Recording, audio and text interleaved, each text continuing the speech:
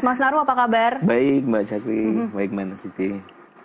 Nah ini kalau kita berbicara soal survei, kita ingin tahu juga ya hasil survei yang paling terakhir dirilis ini sudah nampak begitu. Kira-kira polanya siapa nih yang akan menjadi pemimpin DKI menjadi maju ke DKI 1 begitu. Tapi kalau dari Mas Naru sendiri seperti apa dari Carta Politika? Ya, memang kalau kita lihat dari survei-survei yang sudah mulai dirilis ya dari beberapa lembaga survei, terutama yang terakhir itu ada SMRC. Kalau lihat dari trennya, memang ada kenaikan cukup signifikan terhadap pasangan Pram dan Rano. Menyala. Iya, pasangan menyala. Sangat menyala justru.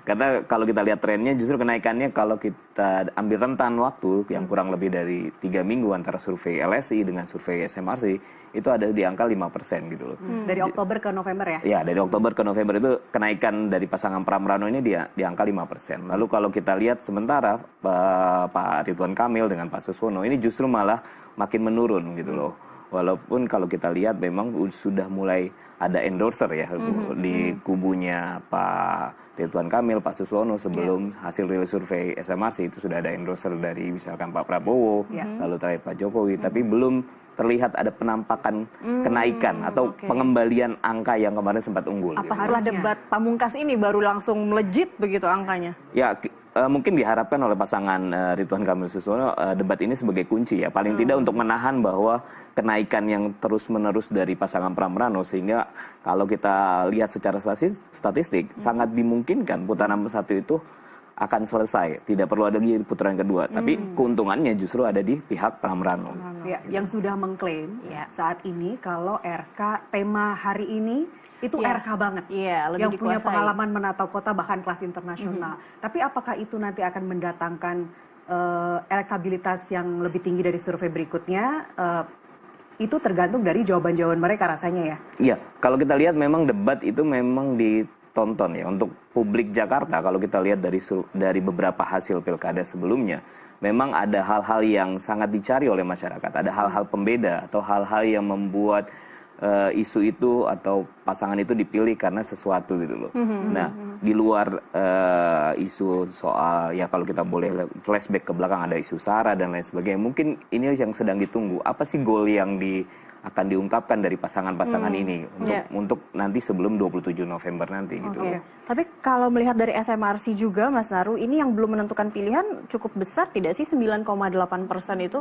Dan apakah nanti setelah lihat debat pamungkas ini berubah juga itu angka langsung bisa signifikan gitu? Ya, kalau kita lihat Jakarta ya, Jakarta itu sangat dinamis ya. Jadi perubahan itu sangat cepat terjadi. Bahkan kadang-kadang hanya di 2 atau 3 hari menjelang pemilihan. Ini pengalaman apa? 2017? Iya, 2017. Terus juga kemarin juga di 2012 waktu pas Pak Jokowi ketika berpasangan dengan Pak Basuki. Tetap harus dilihat bahwa seminggu terakhir itu tetap ada pergerakan dari masing-masing paslon atau ada isu tertentu yang pada akhirnya menggiring masyarakat untuk memilih karena isu yang sampai ke masyarakat di DKI itu kan lebih cepat sampainya dibanding daerah-daerah lain yang butuh waktu gitu loh. Baik. Center barometer untuk pilkada gitu ya DKI Jakarta ya. Tapi apakah Anda melihat dari Carta sudah sejak bulan apa untuk DKI Jakarta surveinya? Ya kalau kita terakhir rilis itu di bulan September ya. Di situ juga kita lihat memang ada penurunan dari pasangan nomor 1 Ridwan Kamil. Di sebelumnya sebelum pencalonan itu kan Pak Ridwan Kamil itu selalu di angka 50% ke atas. Tapi ketika sudah pencalonan itu terus menurun sampai di angka kalau di survei Carta itu terakhir di 48,3. Sementara Pak Pram yang dulunya yang kita nilai bahwa tidak punya elektabilitas, tidak punya keterkenalan. Tinggi bukan, Mas? Iya. Untuk Pak Pram sih tidak terlalu tinggi gitu loh ya. Yang sangat tinggi popularitas itu hanya dimiliki oleh wakilnya, Bang Dul. Nah, sebetulnya kelemahan Pak Pram terkait pengenalan yang cukup kecil ini justru malah membuat efek Pak Pram ini sangat bisa melebarkan pemilih gitu. Jadi dia sangat bisa menggait pemilih karena masih banyak orang yang belum tahu siapa Pak Pram ini. Ketika itu sudah tahu ya ada kemungkinan keterpilihan Pak Pram itu lebih tinggi dibanding Pak Ridwan Kamil yang popularitasnya sudah sampai 90%. Atau faktor ini juga tidak hari ini saja Mas Pram ya, kan lebih akrab ya, harusnya Bang Pram juga ya.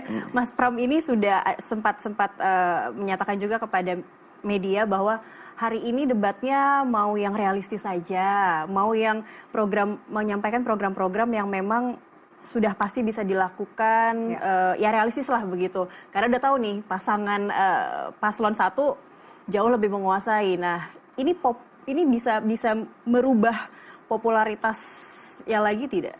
Ya kalau kita lihat dari debat sebelumnya ya, di mana ada cukup serangan yang cukup banyak terhadap pasangan Pram Rano, terus kembali ke juga pasangan Ridwan Kamil. Memang statement yang dilakukan Pak Pram untuk akan menyampaikan program-program yang lebih realistis itu memang akan dilakukan oleh Pak Pram gitu loh. Karena kan kalau kita lihat dari sebelumnya juga beberapa kali Pak Pram menyatakan bahwa Jakarta itu yang diperlukan hanyalah keberlanjutan gitu loh. Keberlanjutan, bukan sesuatu yang perlu banyak hal yang baru gitu. Atau program-program baru yang pada akhirnya bukannya malah mencapai tujuannya, tapi malah membuat program itu jadi terbengkalai gitu loh. Karena kan Pak Pram, Mas Rano juga sering menyampaikan bahwa program gubernur sebelumnya itu cukup baik, tinggal kita melanjutkan atau melakukan konsistensinya itu seperti apa gitu. Itulah sebabnya dibikin tagline ya untuk pasangan nomor urut 3, yang baik dilanjutkan, yang tidak baik dihentikan atau diganti. Tapi kalau bicara terkait keberlangsungan kan mengarah ke gubernur-gubernur yang sebelumnya. Bahkan kalau misalnya hari ini kita bicara tema lingkungan, banjir tidak mungkin tidak dibahas di situ. Tapi penanggulangan banjir, sejarawan aja bilang dari zaman Hindia Belanda 1800-an itu Jakarta sudah banjir dan tidak ada gubernur yang bisa menanggulangi banjir sejak saat itu. Tapi keberlangsungan itu dari survei-survei yang Anda lakukan misalnya di Carta Politika, itu apakah seberapa besar sebenarnya pengaruhnya?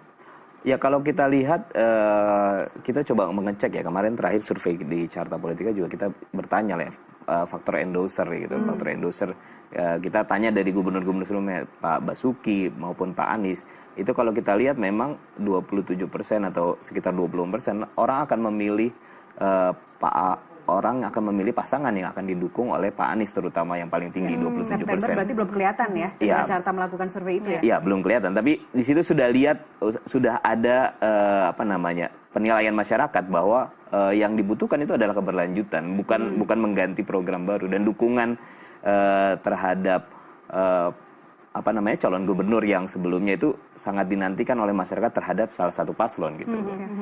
Anda melihat di Carta itu ada unsur anomali nggak? Jakarta selalu tidak terlepas dari unsur anomali, bukan selama ini kalau pilkada. Tapi Anda lihat di pilkada 2024 ini apakah ada unsur-unsur anomali itu?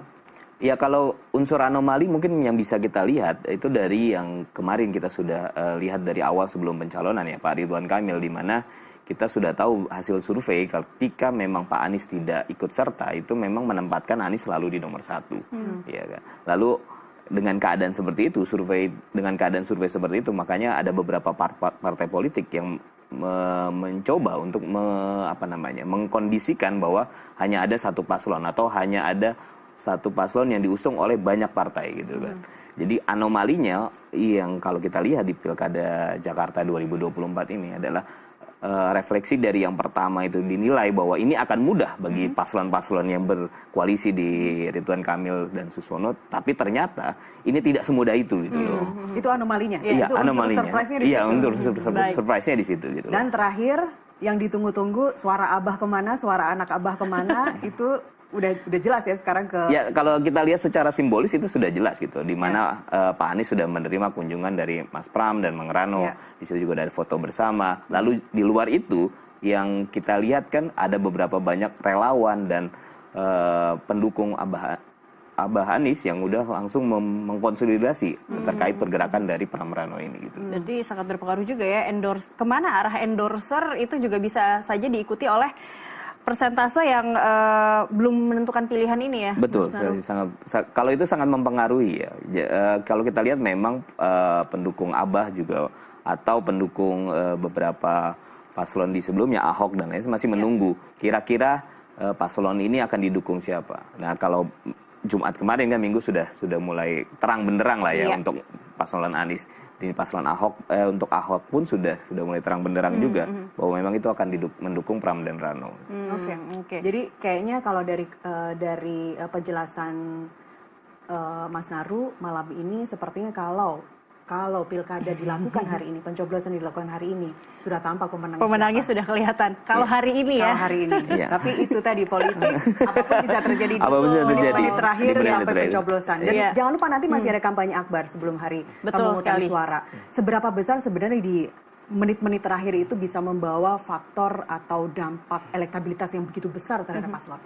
Kalau untuk kampanye akbar untuk Pilgub ya, efeknya sih tidak terlalu besar. Yang justru kita harus tunggu dan yang harus kita lihat adalah apakah ada gerakan atau ada program tertentu yang dilakukan oleh masing-masing paslon. Ya kalau kita lihat kan kemarin program kan belum dilakukan. Iya, maksudnya yang bisa dikasih ke masyarakat yang lebih clear dan real hari ini. Kalau kita lihat debat ketiga ini kan lebih terhadap permasalahan Jakarta pada khususnya dibanding debat 1 dan 2 yang lebih general ya, lebih umum. Sementara debat ketiga ini kan memang betul-betul concern yang permasalahan yang ada di Jakarta. Masyarakat juga pasti akan melihat paslon mana yang lebih real gitu loh, untuk mengungkapkan program-programnya di permasalahan Jakarta yang memang harus diselesaikan gitu loh. Tapi kalau sesuai tema ini ada yang paslon yang katanya mau realistis sama paslon yang memang sudah cukup terbukti dengan sesuai tema hari ini, lingkungan dan iklim begitu ada ya. Ada juga paslon yang menganggap bahwa dirinya tidak perlu gimmick-gimmick karena tidak didukung oleh partai politik, tetapi merupakan partai rakyat. Nah, dari tema lingkungan ini siapa yang mau diuntungkan gitu? Siapa yang kira-kira juga nampak kuat ya kalau misalnya kita menyampingkan yang paslon 1 lah, kalau tadi sudah diakui mahir di bidang itu. Ya. 2 dan 3 mungkin ya Mas. Kalau 2 dan 3 itu ya memang kalau yang paslon nomor 2 ini Pak Dharma ini memang kita belum lihat ya di mana spesialisasinya ya. Mungkin kalau beberapa isu terkait kesehatan ya Pak Dharma juga sering mengungkapkan, tapi apakah itu diterima oleh masyarakat kan belum tentu juga. Nah, untuk paslon nomor 3 kalau kita juga tidak bisa memandang sebelah mata bahwa memang Mas Pram ini bukan pengambil keputusan ya, tapi ada Bang Dul di situ yang pernah juga sebagai penjabat gubernur waktu di Banten. Jadi untuk isu lingkungan juga kan itu ada permasalahan juga yang ada di Banten. Yang kurang lebihnya memang hampir sama lah. Kalau Jakarta untuk Banten kan ada kota Tangsel dan lain segalanya yang ibarat kata permasalahan perkotaan yang hampir sama. Banjir juga pernah terjadi di Banten. Saya rasa sih untuk kedua paslon 1 dan 3 itu ya sangat akan menguasai ya. Tinggal bagaimana finishing touch-nya atau gimana ada hal yang barukah dari masing-masing paslon ini ketika diungkapkan nanti ke publik gitu. Karena kalaupun semua namanya juga jualan ya, pasti kan menunjukkan yang bagus-bagusnya. Tapi bagaimana mengungkapkannya, bagaimana menjelaskannya itu juga kunci pokoknya. Tapi kalau kita bicara di pasangan nomor urut 2 misalnya, tim sesnya Ibu Siti Fadilah Sapari, mantan Menteri Kesehatan bilang, kita itu akan menunjukkan sesuatu yang visible, yang realistis, nggak gimmick-gimmick. Kita perlu logika untuk bisa mengejawantakan semua program-program itu. Tapi kalau kita lihat, Cak, itu sepertinya semua pasangan akan bicara seperti itu.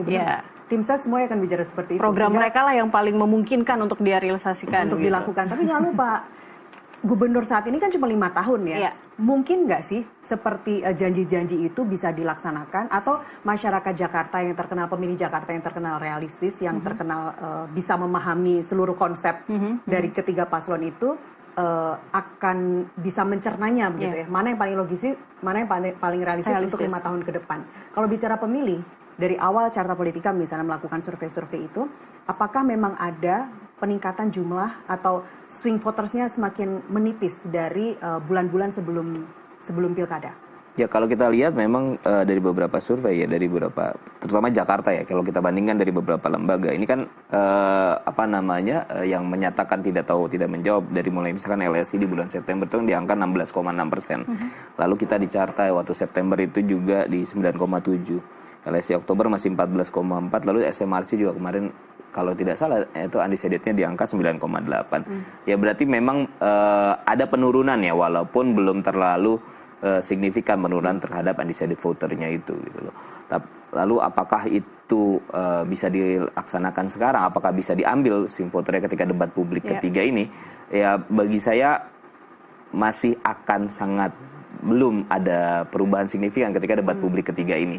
Tapi mungkin yang akan terjadi itu ya di 3 atau 4 hari terakhir ini. Karena kalau lihat kita konstelasinya juga kemarin kan dukungan dari Abah itu baru turun di Jumat ya. Siapa tahu masih ada yang belum ngeh ya. Kalau kita lihat memang belum akan masih terus bekerja selama 10 hari terakhir ini. Oke, berarti 2-3 hari setelah debat kita masih bisa lihat ya untuk membuktikan swing voternya ini akan lebih memilih mana nih dari ketiga paslon. Kita akan jeda dulu Mas Naru dan Siti. Pemirsa tetaplah bersama kami, debat pamungkas Cagup dan Cawagup DKI Jakarta akan segera kembali usai jeda.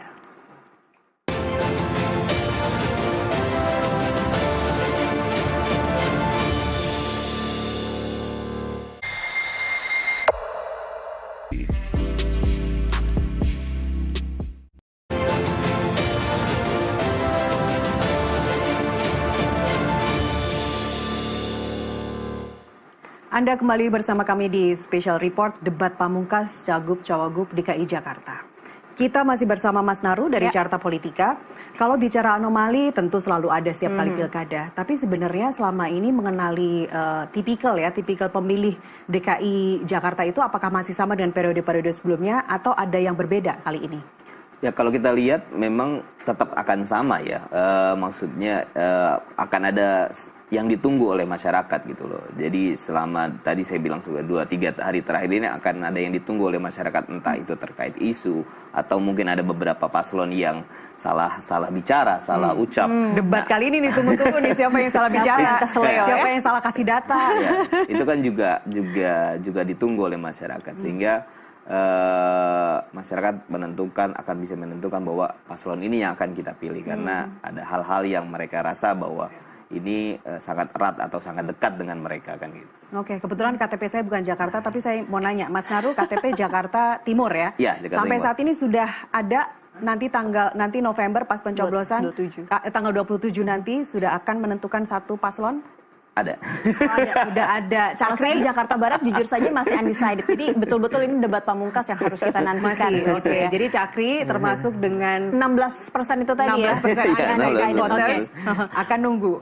Mas Naru, tapi undecided voters untuk Pilgub kali ini di debat yang sudah terakhir lebih besar atau seperti apa perbandingannya dengan sebelum-sebelumnya?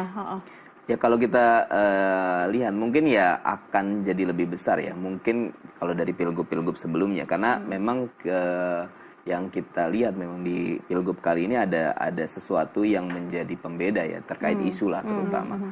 Jadi memang kalau terkait pencalonan lah kita lihat bahwa ada beberapa partai yang berkoalisi memang untuk menggolkan hanya satu paslon atau untuk memenangkan atau mengkonsolidasi bahwa pertarungan Jakarta itu tidak boleh terlalu sengit gitu loh. Nah ini yang kita tunggu. Apakah masyarakat itu masih melihat bahwa faktor partai politik yang berkongsi itu tidak baik untuk Jakarta atau memang ya sudah dibiarkan saja kan gitu. Atau ada tidak kecenderungan masyarakat Jakarta sempat di PHP-in begitu, ada yang akhirnya nggak masuk begitu kan ke bursa Pilgub ini, akhirnya maksudnya. Itu ya langsung saja yang mengendorse, akhirnya jadi enggan atau ya nanti aja dulu deh begitu. Ya itu dia tidak? Ya itu faktor yang cukup mempengaruhi ya. Memang kan kalau kita lihat dari sejarah dari beberapa bulan sebelumnya kan kita memang melihat bahwa setelah Pilpres selesai dilaksanakan ada Pak Anies yang maju mulai digadang-gadang ya untuk maju kembali jadi gubernur DKI dan mulai hampir dipastikan mendapat tiket dari PKS. Udah ketemu lagi sama ketua umumnya. Tapi di tengah jalan itu tidak terjadi karena ada beberapa alasan dari PKS yang bilang bahwa kita butuh partai lain, kita butuh dukungan dari beberapa partai lain sehingga akhirnya tidak mencalonkan Anies. Itu juga jadi faktor penentu ya. Jadi orang-orang yang sebetulnya berharap bahwa Pak Anies maju kembali untuk di Pilgub DKI ini akan memilih ke paslon mana. Itu yang kita lagi dicoba.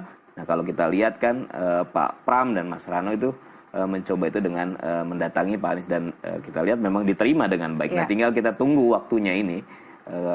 Apakah penerimaan dari Pak Anies terhadap Pram Rano ini berpengaruh langsung signifikan terhadap perolehan dari Pram Rano. Walaupun kita lihat sebelumnya, walaupun tanpa tanpa endorse, tanpa kedatangan simbolik dari Pramrano ke Pak Anies, kenaikan itu justru malah hadir di paslonnya Pramrano. Gitu.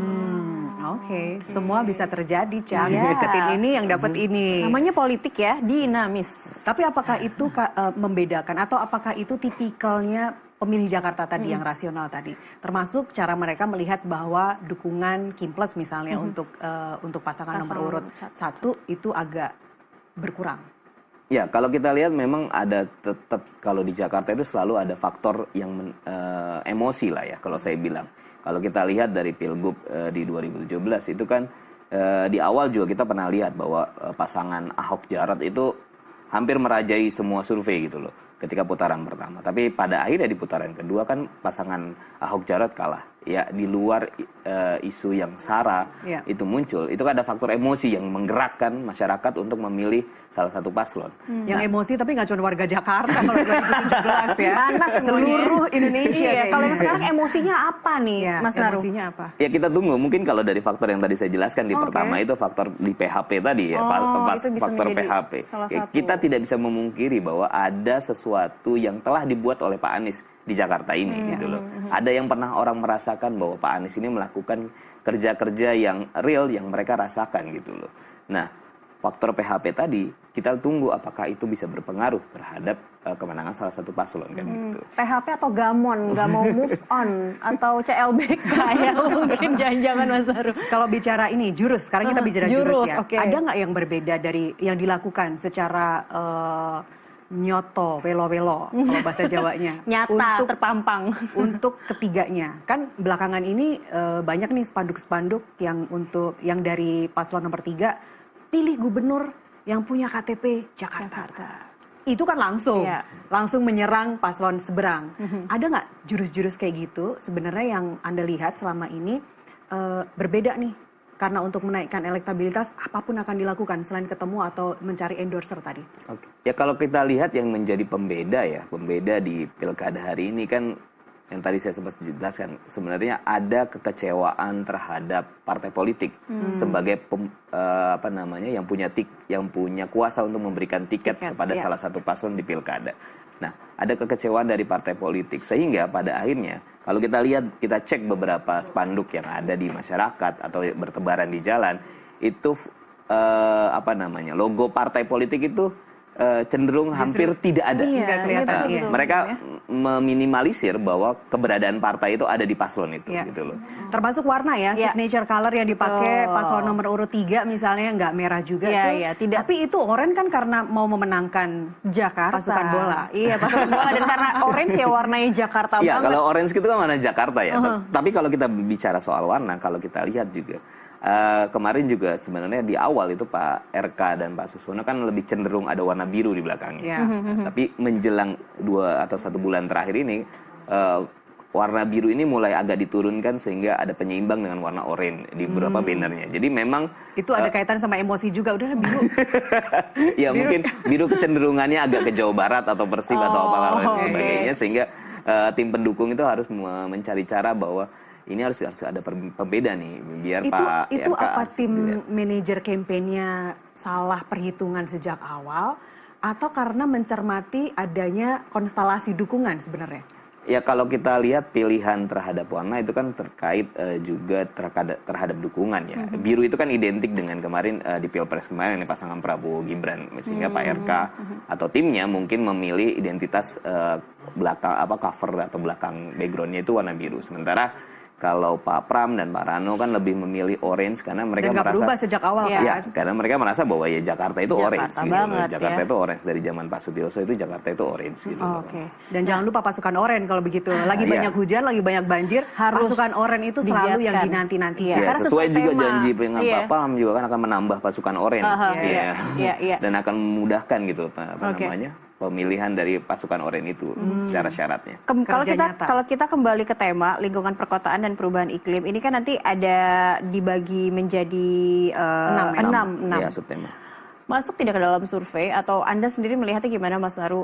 Dari 6 subtema ini mana sih sebenarnya yang paling diinginkan oleh masyarakat untuk itu dulu deh yang jadi prioritas untuk jadi program yang segera dilakukan dalam 100 hari kerja enam-enamnya mungkin penting, tapi ada nih Jakarta perlu ini prioritas dari 6 itu apa? Ya kalau dari beberapa kali kita survei Jakarta ya tidak hanya terkait pilgub, juga kita ada survei pileg atau DKI dan lain sebagainya. Memang yang jadi permasalahan utama ya tetap kemacetan ya. Bagaimana mengatasi kemacetan.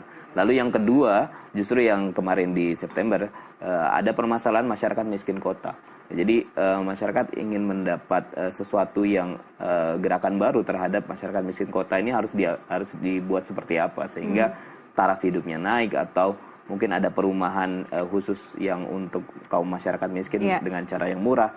Itu menjadi concern ya masyarakat Jakarta gitu. Baik, yang pertama adalah kemacetan tadi, yang kedua adalah masyarakat miskin perkotaan. Nah, berikutnya apa yang menjadi yang diinginkan? Kalau tadi Cakri bilang semuanya sih kalau bisa dilakukan gitu ya. Air bersih lah, polusi, banjir, hunian yang layak, semua yang terkait sama lingkungan hidup. Oke, kita lanjutkan di segmen berikutnya. Mas Naru tetaplah bersama kami di Special Report Debat Pamungkas Cagup-Cawagup DKI Jakarta.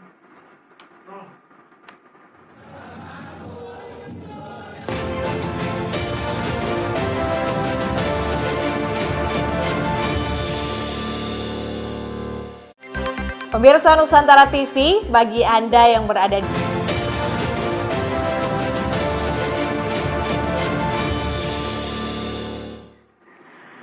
Kembali bersama kami di Special Report Debat Pamungkas Pilgub DKI Jakarta 2024 dan tema untuk debat hari ini adalah lingkungan perkotaan dan perubahan iklim. Mas Nahrudin dari Carta Politika, kalau selama ini Anda melihat kan sepertinya tagline ataupun jurus-jurus gitu hampir mirip-mirip ya, program-program hampir mirip-mirip. Tapi sebenarnya kalau dilihat dari ketiga paslon ini, selama kampanye yang paling banyak blundernya siapa? Ya kalau kita lihat memang dari ketiga paslon ini yang sering kita lihat banyak blundernya ya untuk pernyataan di beberapa media atau doorstop dan lain sebagainya. Memang paslon 1 ya, kalau kita lihat paslon 1 lebih sering keluar pernyataan-pernyataan yang kurang lebih dianggap negatif sama masyarakat. Kalau kita lihat dari pilgub dari debat kedua kemarin, itu kan Pak Pram menanyakan ya terkait pembangunan Disney. Apakah akan di Bandung, di Jawa Barat atau akan di Kepulauan Seribu? Sebenarnya mau di mana kan gitu. Nah, itu kan sesuatu yang dianggap negatif oleh Pak Pram dan pasangannya Rano Karno. Lalu juga ada soal yang Pak Suswono menyebutkan soal kartu janda dan lain sebagainya itu yang akhirnya menjadi perdebatan di media sosial sehingga kurang lebihnya malah tidak menguntungkan bagi paslon 1 gitu. Tapi itu bukan sebenarnya cara juga supaya komunikasi politiknya lebih cair begitu, nggak seperti itu? Kalau saya lihat memang itu usaha yang dihadirkan oleh paslon 1 agar menjawab langsung keluhan masyarakat terkait misalkan kalau kita lihat juga kemarin ada Pak Ridwan Kamil sebut akan menyediakan alat gym di pemberhentian bus. Ya itu kan mungkin keluar ketika sedang ditanyakan saat sedang berkampanye, tapi balik lagi ketika responnya itu dikeluarkan, apakah itu masuk akal? Kan masyarakat Jakarta ini akan mencerna gitu loh. Yang dibutuhkan kan bukan orang berlama-lama di halte, tapi kan yang dibutuhkan adalah seberapa cepat orang berpindah dari halte ke rumah kan. Termasuk juga ini Mas Naru, ketika paslon nomor 1 bilang untuk sharing office, sharing tempat bekerja, itu akan disiapkan kopi gratis biar anak-anak muda Gen Z kalau pulang kerja nggak perlu ngopi. Nah itu sesuatu yang menurut Anda termasuk blunder juga nggak? Saya sih mau aja, seneng aja pasti kita disiapin kopi gratis ya. Ya kopi gratisnya sih bagus, tapi kan masyarakat Jakarta kan tidak bisa dijanjikan hanya dengan satu hal gitu loh. Ini kopi gratis ini tujuannya buat apa gitu loh. Ya, orang kan juga sedang bekerja, mana ada sih yang mau dalam jangka waktu yang lama gitu loh. Kalau bisa dia ingin pulang ke rumah, apalagi di usia-usia yang mungkin sudah berkeluarga, ingin cepat ketemu dengan keluarganya. Bagi saya ia akan menarik simpati, tapi masyarakat Jakarta pasti ketika simpatinya sudah dapat pasti akan diperiksa lagi. Ini dicek lagi, ini kopinya apa? Bukan kopinya apa, tapi ini akan bermanfaat buat kita nggak sih sebenarnya kan gitu. Jadi tidak semudah itu sih untuk meng-create sebuah program untuk masyarakat Jakarta. gitu loh. Tidak bisa asal asbun lah kalau kita bilang ya. Semakin niatnya semakin dekat dengan kebutuhan warga Jakarta pun juga hati-hati ya, karena itu bisa jadi blunder juga. Iya, harus hati-hati karena harus melihat atau harus clear ya bagaimana program itu akan dilaksanakan dan efeknya nanti di akhir itu akan seperti apa. Jadi tidak boleh asbun kalau saya. Nah, kalau kembali lagi ke tema yang sekarang kan tadi Nasiti juga bilang mirip-mirip sebenarnya, atau ini seperti mau mengadaptasi lagi dengan program-program yang terdahulu melanjutkan. Harus seperti apa sebenarnya di debat terakhir ini? Mungkin penyampaiannya supaya masyarakat menangkapnya ada yang berbeda begitu, Mas Naru.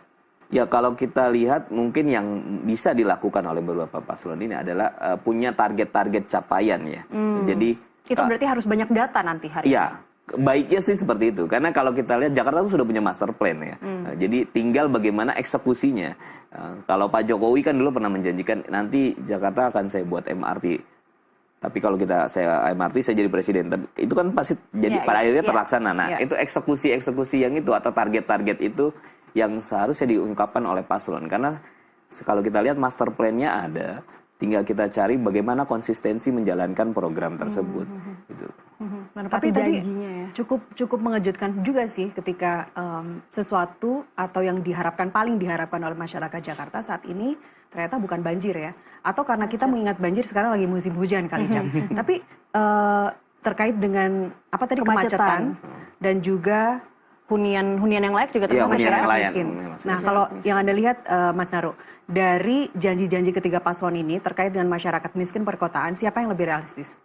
Ya, kalau kita lihat memang pasangan Pram dan Rano itu lebih realistis ya dalam mengungkapkan bagaimana akan mendukung masyarakat miskin kota. Dan mereka asik saja ya untuk mengquote ataupun menduplikasi programnya atau melanjutkan programnya Pak Anies. Misalnya program keberhasilan Kampung Bayam akan diadaptasi di beberapa kampung selanjutnya. Itu mereka asik aja untuk mengquote itu, bukan? Iya, ya karena memang sudah masyarakat Kampung Bayam sudah merasakan gitu loh. Atau KJP plus atau KJP yang ditambahkan.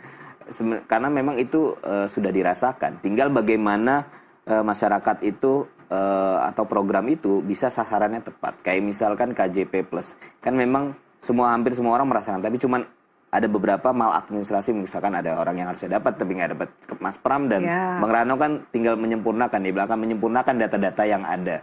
Atau akan merapikan data-data orang-orang miskin. Sehingga tepat sasaran. Karena memang sebetulnya programnya ada. Tinggal bagaimana itu disalurkan sesuai dengan targetnya gitu.